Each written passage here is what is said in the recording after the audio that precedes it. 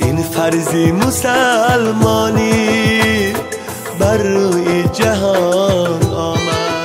В Таджикистане в этом году размер закята в священный месяц Рамазан установлен в 500 самани. В Таджикистане установили размеры закята, обязательный годовой налог в пользу бедных, в священный месяц Рамазан. Так, в этом году размер закята обязаны давать те мусульмане, которые имеют лишние средства в размере не менее 20 тысяч самани, $2,1 тысячи.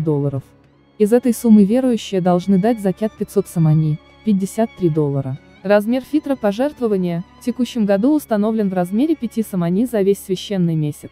Духовное управление мусульман Таджикистана определило данную сумму, исходя из средней стоимости 2 килограммов пшеницы, согласно исламским канонам.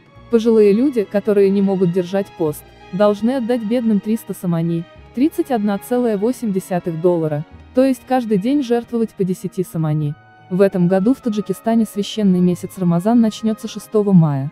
Соблюдение обязательного для мусульман поста в Рамазан – один из 5 столпов ислама наряду со свидетельством веры, молитвой, милостыней и паломничеством. Дневные часы этого месяца посвящены полному духовному и телесному очищению.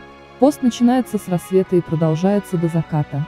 Постящиеся воздерживаются от пищи и питья, сквернословия и нечистых помыслов. Их цель – укрепить веру, переосмыслить свой образ жизни, удалиться от запретного, определить для себя истинные жизненные ценности. Пост того, чьи дела и мысли нечисты и небогоугодны.